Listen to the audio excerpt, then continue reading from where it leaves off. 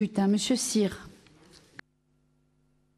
Oui, moi je voudrais revenir un petit peu sur le même sujet. Je vais vous donner un petit exemple. Un médecin généraliste ou spécialiste dermatologue voit arriver une jeune fille avec une acné importante, kéloïde, qui est vraiment invalidante.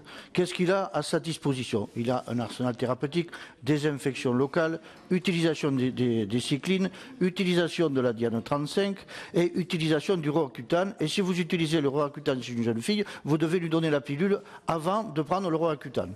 C'est-à-dire que vous avez trois types de médicaments, l'un qui jaunit les dents et qui donne un effet disgracieux aux jeunes filles après, en quantité suivie.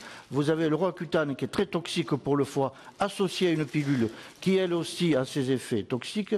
Et vous avez la Diane 35 qui sert un petit peu de pilule et qui traite aussi. Ensuite, on n'a plus rien. Et si on ne peut plus soigner ces jeunes filles, qu'est-ce qui va se passer? Eh bien, on va leur donner des neuroleptiques, parce que quand vous êtes une jeune fille avec une acné kéloïdienne qui vous déforme le visage et qui ensuite doit passer par la chirurgie esthétique quand elle a un certain âge, eh bien, alors on supprime aux médecins les possibilités de soigner.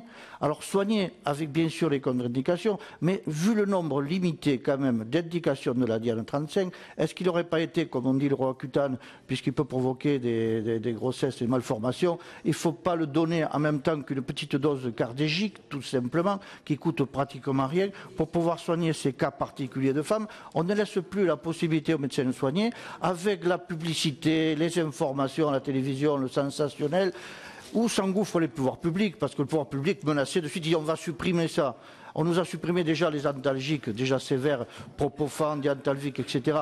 Soi-disant parce qu'en Angleterre, les gens se shootaient avec ces médicaments. Donc quand quelqu'un se shoote avec un médicament qui est fait pour l'indication, on le supprime. Et nous, on n'a plus rien pour se mettre sous la dent. On a des substitutifs avec des effets secondaires morphiniques très importants, qui ont des effets très importants. Et souvent, quand on supprime des médicaments, on ne donne rien à côté pour que le médecin qui est là devant son malade et qui doit le soigner prenne des décisions orientées en fonction effectivement des indications, des contre-indications et du danger d'utiliser un produit ou pas. Merci Monsieur Cyr.